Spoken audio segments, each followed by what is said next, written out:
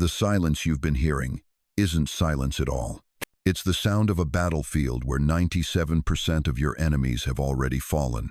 My friend, if you're watching this at this hour, in this moment of your life, this is not a coincidence. There are no accidents in the kingdom of heaven. The very fact that these words are reaching your ears right now means you've survived something that was meant to destroy you completely. They thought they had you cornered. They counted you out. They whispered among themselves in the darkness, "This one is finished. This chosen vessel is broken beyond repair." But what they didn't understand, what they couldn't understand, is that you were never fighting alone. For 50 years, I've witnessed the spiritual warfare that rages unseen around God's people. I've seen the tactics, the strategies, the coordinated attacks against those who carry the light. And I'm here tonight to tell you something that will shake you to your very core. You didn't just survive their assault. You obliterated 97% of the demonic forces that came against you. While you thought you were barely hanging on, while you felt isolated and forgotten, while you questioned if God had abandoned you in your darkest hour, you were actually winning a war that most people don't even know exists. What if everything they told you about spiritual warfare was incomplete? What if your seasons of isolation weren't punishment, but preparation? What if every attack you endured wasn't meant to break you, but to reveal the indestructible nature of what lives within you? The enemy made a fatal miscalculation. They thought your age meant weakness. They thought your quiet faith meant surrender. They thought your gentle spirit meant defeat. But tonight, the veil is being pulled back, and you're about to discover why the remaining 3% are terrified to even approach you now. Before we go further, I want to thank every single one of you who has supported this message through Super Thanks. Your generosity means more than you know. You're not just donating, you're helping spread light to others who feel alone in their calling. Whether you give or not, I'm deeply grateful for your presence here, your support, your time, your attention. It all matters. And if this message resonates with your soul, go ahead and plant that seed of faith. What I'm about to reveal to you has been hidden from the world for generations. It's about the spiritual technology you've been carrying without even knowing it.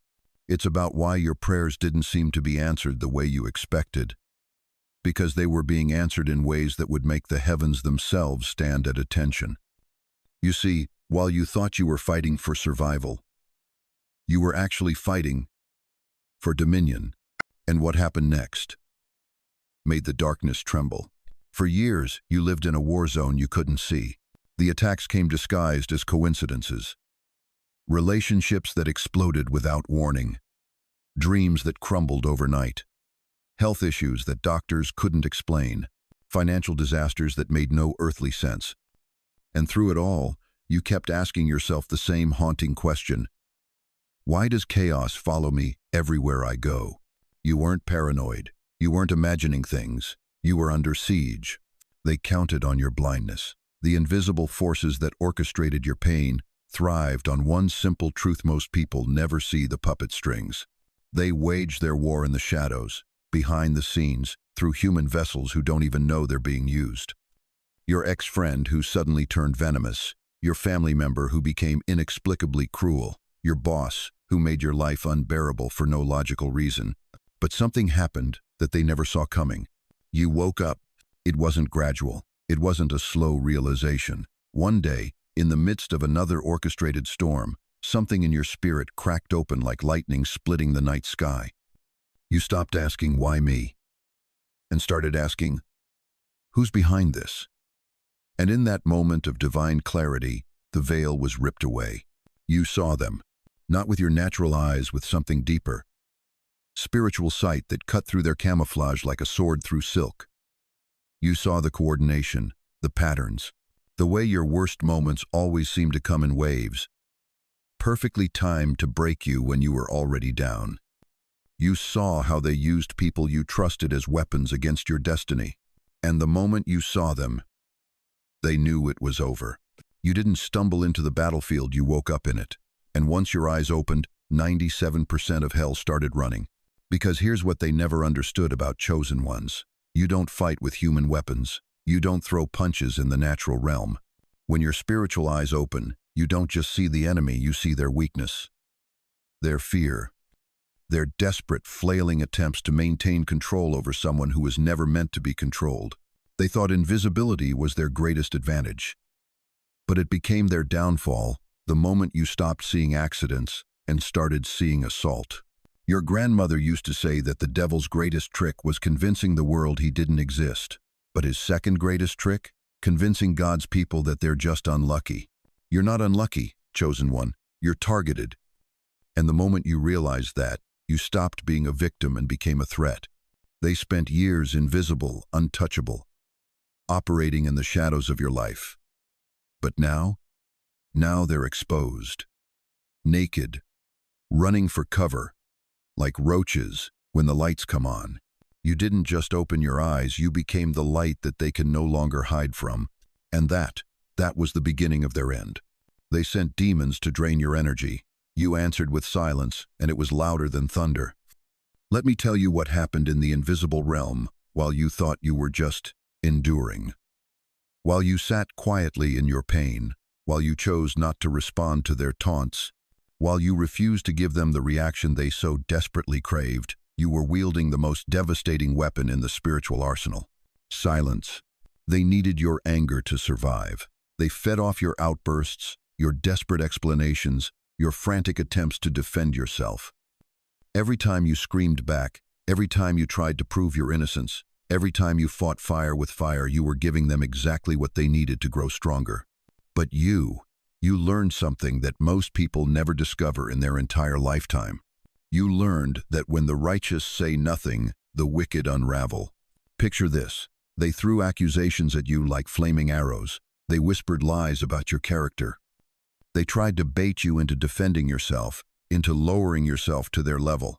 They needed you to react. They needed you to break. They needed you to become like them, angry, bitter, desperate. But you didn't. You withdrew into a stillness so profound that it confused them. They couldn't understand how someone could absorb that much pain and not explode. They couldn't comprehend how you could watch them attack your reputation and remain quiet. What they didn't realize was that your silence wasn't surrender, it was strategy. Every time you refused to play their game, their spiritual control systems began collapsing. Every time you chose peace over proving a point, their power over you evaporated. Every time you walked away instead of walking into their trap, you left them talking to empty air. Your silence starved their plans. They had built their entire strategy around your reaction. They had prepared speeches for your anger, responses for your tears, counterattacks for your defense. But they had no plan for your stillness. They had no weapon against your refusal to engage. And in that silence, something magnificent happened. The very demons they had sent to torment you began turning on each other. Without your energy to feed on, without your chaos to hide in, they became exposed, desperate, and ultimately powerless.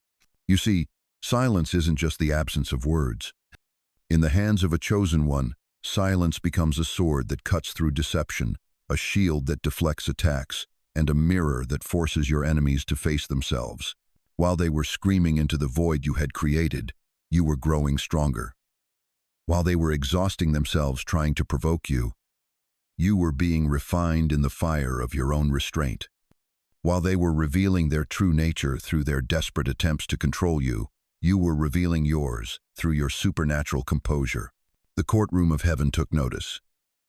Every moment of your silence was recorded as evidence of your spiritual maturity. Every time you chose restraint over retaliation, the angels themselves leaned in with respect.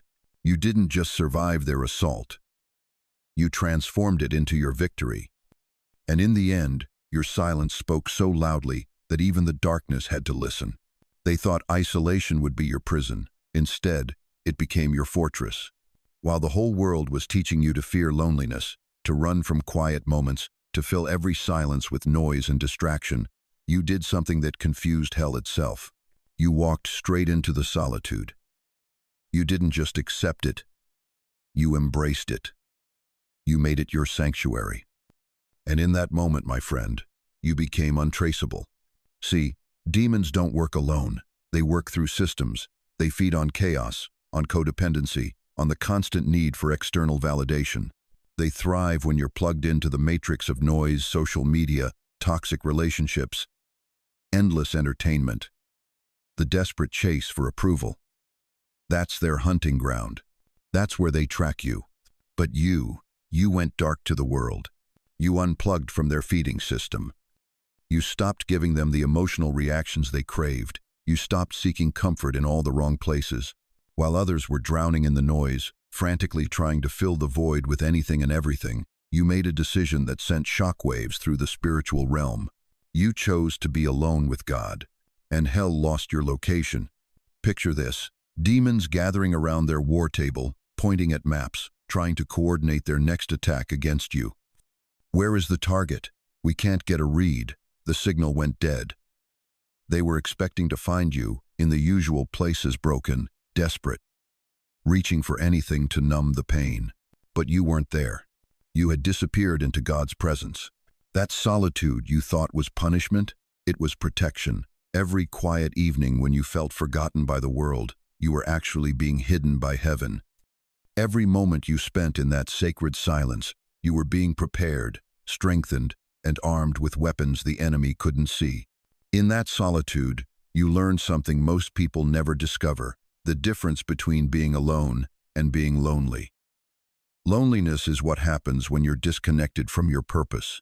But solitude, holy solitude, that's when you're so connected to the divine that you don't need anyone else's approval to feel complete. You stopped needing the world to validate your worth. You stopped looking for other people to fill the God-shaped hole in your heart. And that independence, that spiritual self-sufficiency, that's what made you dangerous to the forces of darkness. They couldn't manipulate you through relationships because you weren't desperate for connection. They couldn't control you through fear of abandonment because you had already learned to be your own best company. They couldn't bait you with false promises because you had tasted something real in the silence. You didn't just survive the solitude, you mastered it. You turned what the world calls isolation into what heaven calls preparation.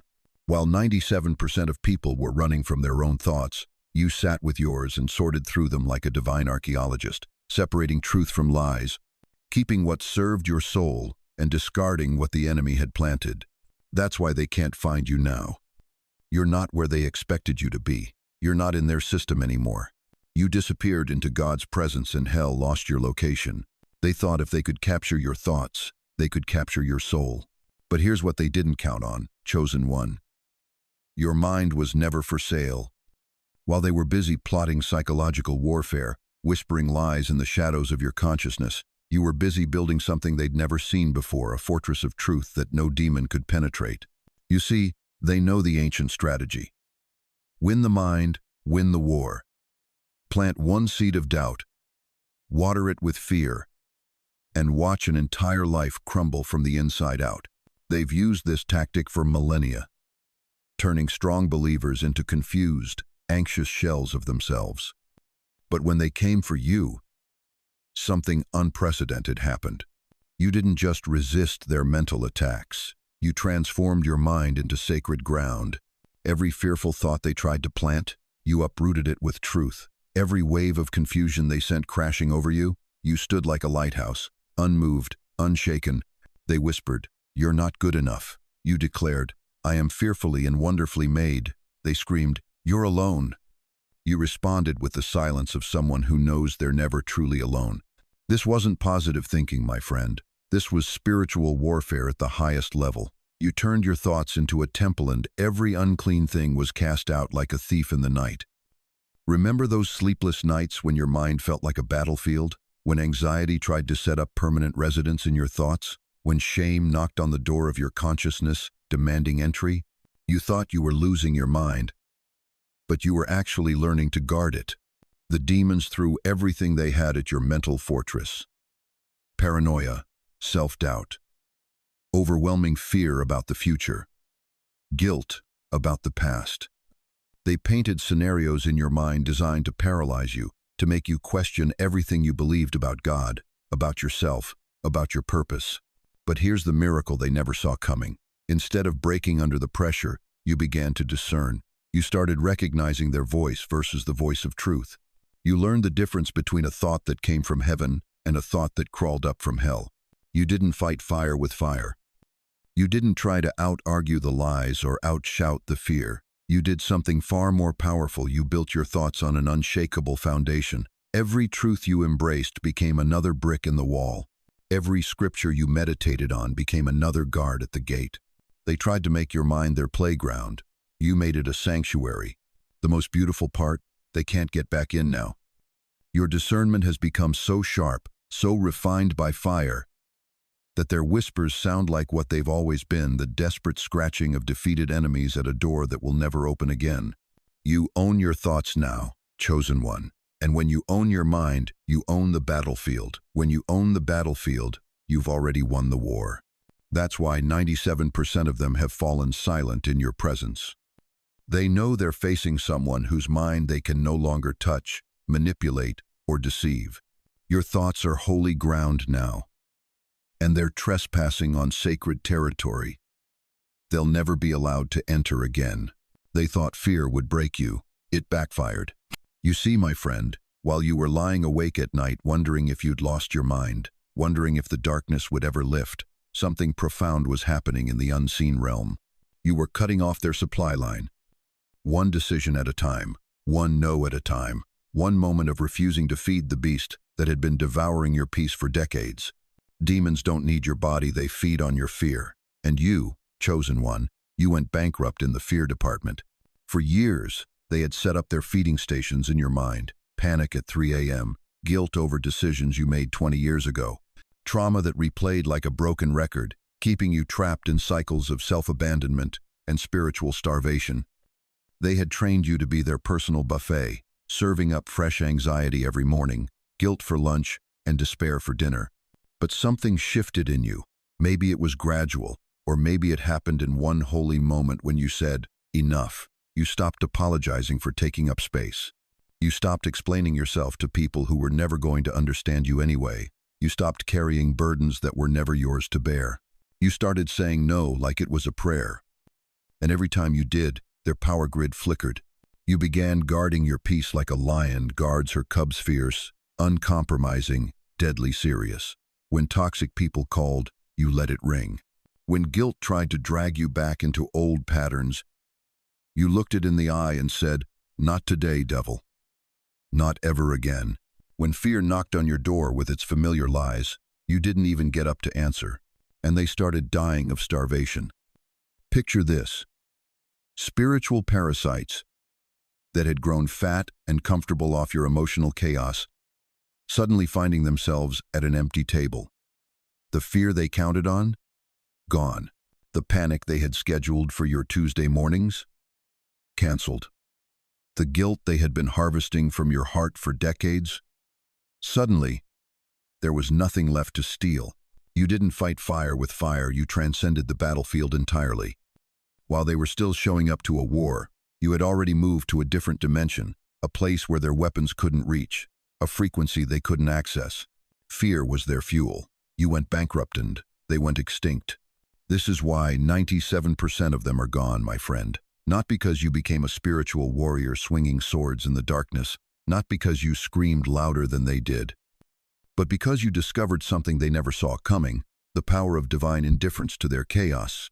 You stopped feeding them. You stopped reacting. You stopped giving them the emotional currency they needed to survive in your space. And without your fear, without your trauma, without your self-doubt fueling their existence, they simply withered away. You starved them into oblivion by choosing peace over panic, by choosing silence over explanation, by choosing your own well-being over their demand for your destruction. That's not just survival, beloved. That's mastery.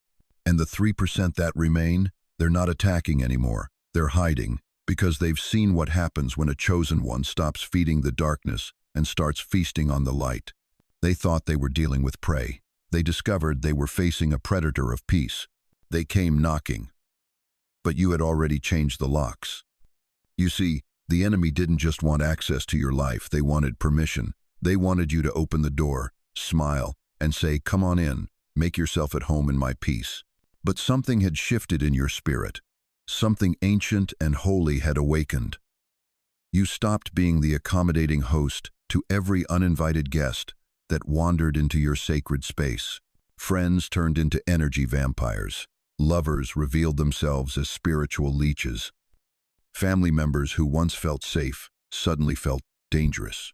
And while the world told you to be understanding, to keep the peace, to turn the other cheek until your neck was twisted in knots, you heard a different voice. A voice that said, "My child, protect what I have entrusted to you." Your boundaries weren't walls of rejection. They were heaven's fortifications around something precious. You stopped entertaining what God never approved. That casual conversation that always left you drained ended. That relationship that required you to shrink your light to make them comfortable closed. That door you kept leaving cracked open for people who only came around when they needed something sealed shut. And oh, how they protested. They called you cold. They said you'd changed. They accused you of thinking you were better than everyone else. But you had learned the difference between being loving and being available to be destroyed in the name of love. Your no became your shield. Your silence became your sword. And every time you refused to explain yourself to people who had no business questioning your choices, another demonic assignment lost its power. You discovered something the enemy never wanted you to know. Boundaries are spiritual contracts between you and God.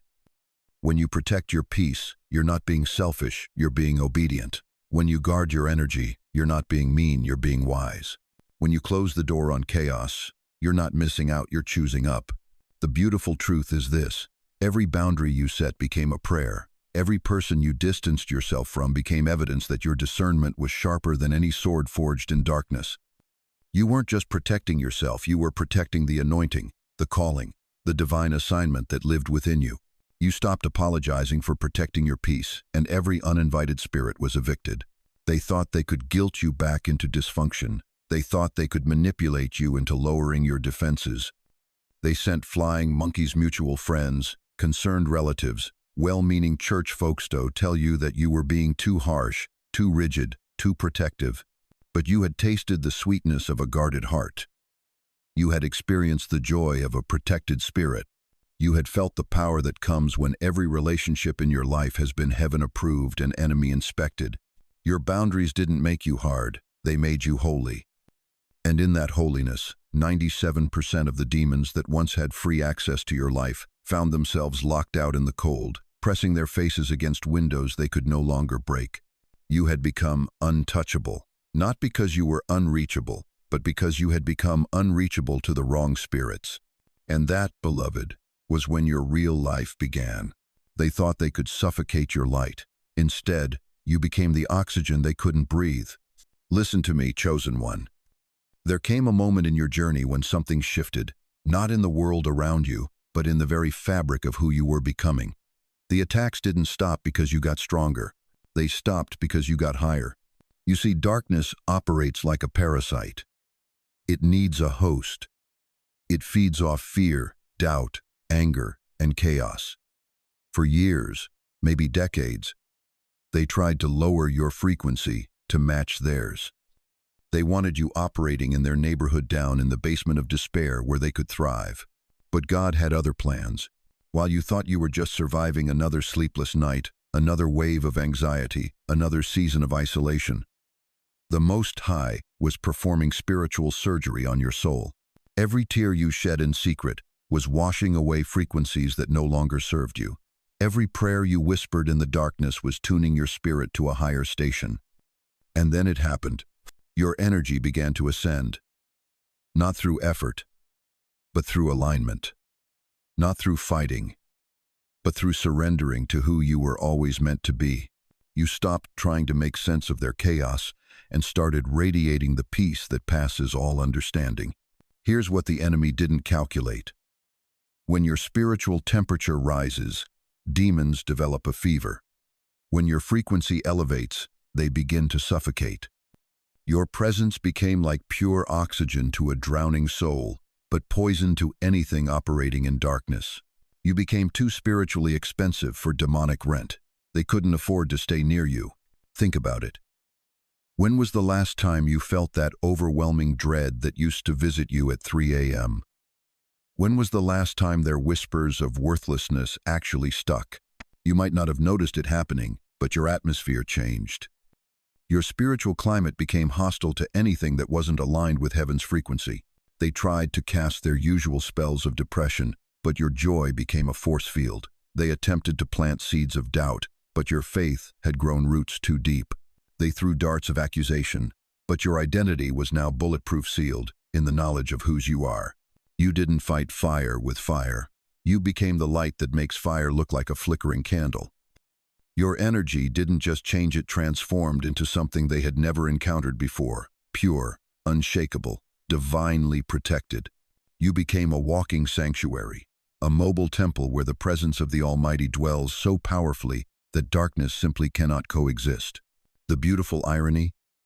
While you felt like you were falling apart, you were actually being rebuilt from the inside out. Every breakdown was a breakthrough disguised. Every moment you thought you were losing your mind, you were actually losing the frequencies that never belonged to you in the first place. Now, when demonic forces approach your atmosphere, they don't just retreat, they dissolve. Your very presence has become a testimony that some battles aren't won by fighting harder, but by rising higher. You didn't defeat them with warfare. You defeated them with worship. You didn't conquer them with anger. You conquered them with alignment. And now, they can't even remember why they thought you were their target. In your presence, they forget their own power. That's not just victory, beloved. That's dominion. They thought you would crumble under their gaze. Instead, you became the mirror they couldn't bear to look into. You see, chosen one, there's something about truth that the darkness has never understood. It doesn't need to fight. It doesn't need to argue. It doesn't need to prove itself. Truth simply is. And when you stepped into your authentic self-flaws, scars, and all, you became a living reflection of everything they were desperately trying to hide. They called you cold. They called you too much. They whispered that you were difficult, unreasonable, impossible to please. But what they really meant was this: you don't let me lie to myself anymore, and I can't stand it. Every time they looked at you, they saw their own emptiness staring back. Your peace exposed their chaos. Your boundaries revealed their manipulation. Your quiet strength highlighted their desperate need for control. You didn't have to say a word. Your very existence became the courtroom where their deception was tried and found guilty. Think about it. When was the last time someone attacked your character out of nowhere? When did they suddenly turn cold, distant, or cruel without explanation? That wasn't about you, beloved. That was them catching a glimpse of themselves in the mirror of your truth, and they couldn't handle what they saw. You didn't break them with fists. You broke them with your light. The demons operating through people around you had built their entire strategy on illusion. They needed everyone to play along with the lie. They needed you to doubt yourself, to question your worth, to shrink back into the shadows where truth couldn't shine. But you refused. You stood in your authenticity like a lighthouse in a storm, and that light, it revealed everything. Your refusal to play their games wasn't rebellion, it was revelation. Your unwillingness to feed their drama wasn't coldness, it was clarity. When you stopped participating in their chaos, you forced them to face the emptiness of their own performance. And here's what shattered them completely. You didn't need them to validate your truth. You didn't need them to agree with your reality. You didn't need them to understand your journey. You simply lived it. And that independence, that unshakable knowing of who you are, it terrified them. Because people who live in deception need others to join them in the lie. They need co-conspirators. They need enablers. They need someone to make their madness feel normal. But when you refused to participate, when you stood unmoved in your truth, their whole house of cards came tumbling down. You became the silence that exposed their noise, the stillness that revealed their chaos, the peace that made their turmoil unbearable. They couldn't survive in your presence because your presence demanded honesty, and honesty was the one thing they couldn't afford. So they ran. They lashed out. They tried to make you the villain in their story. But all they really did was prove that you had become everything they knew they could never be: authentic, unshakable, and free. You didn't defeat them by fighting their darkness. You defeated them by refusing to dim your light. And in that refusal, 97% of them simply shattered. Conclusion: your victory is only the beginning. My dear friends, As we come to the close of this revelation tonight, I want you to remember 3 eternal truths that no force in hell or on earth can ever change. First, you didn't just survive by accident. Every battle you fought, every moment you stood when others fell, every time you chose truth over comfort, that was divine strategy at work through you. You are not a victim of circumstances. You are a victor by design. Second, your isolation was never abandonment. Those lonely seasons when you felt forgotten, when the phone stopped ringing, when doors seemed to close everywhere you turned, that wasn't God turning his back on you. That was God preparing you for warfare that required you to know, beyond any shadow of doubt, that your strength comes from him alone. And third, your victory over 97% of the demonic forces that came against you wasn't the end of your story. It was the beginning of your authority. You've been tested, proven, and now you carry a spiritual weight that makes heaven take notice and hell take warning. But let me tell you something that your heart needs to hear tonight. You are not alone. Not now, not ever. The same God who carried you through every dark valley is walking beside you in this moment. He's been orchestrating your victory from the very beginning, and he's not finished with you yet. Right here in this community, thousands of chosen ones just like you are watching, praying, believing for breakthrough. We are a family bound, not by blood, but by the fire we've walked through. We understand the battles you've fought because we've fought them too. And we're here, standing in faith with you, knowing that your greatest victories are still ahead. But I have to ask you this question tonight, and I want you to really think about it. If God trusted you with this level of spiritual warfare, if he allowed you to face 97% of hell's army and emerge victorious, what do you think he's preparing you for next? Let us pray together.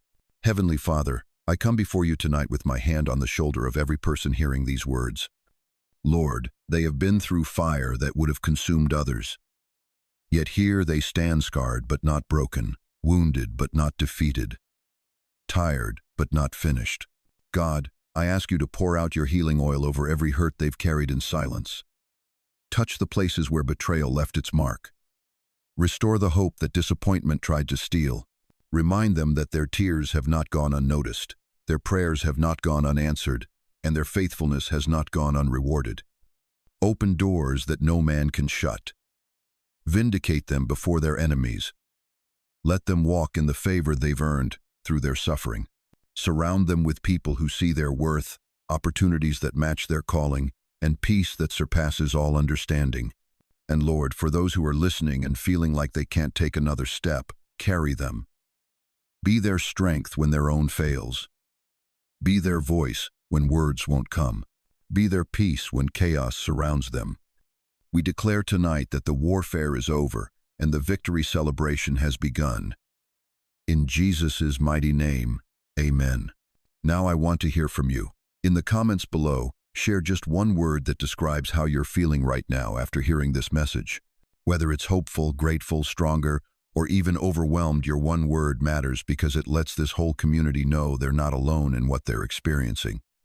And please, if this message touched your heart, if it gave you confirmation of what God has been whispering to your spirit, share it with someone who needs to hear it too. There's someone in your life, maybe a family member, a friend, someone at church who is fighting this same battle and feeling like they're losing. Be the angel that delivers this word to them. Thank you for staying with me through this entire journey tonight. Thank you for having the courage to listen to hard truths and receive difficult revelations. Your presence here, your engagement, your willingness to grow it, all matters more than you know. If you found hope in this message, I invite you to subscribe and join our family here. We release content regularly that's designed to strengthen, encourage, and remind you of who you really are in God's eyes. Hit that notification bell so you never miss a word that might be exactly what your spirit needs to hear. Until we meet again, walk in the victory you've already won. You are chosen, you are loved, you are not alone. God bless you, warrior. Your battle is over. Your reign has just begun.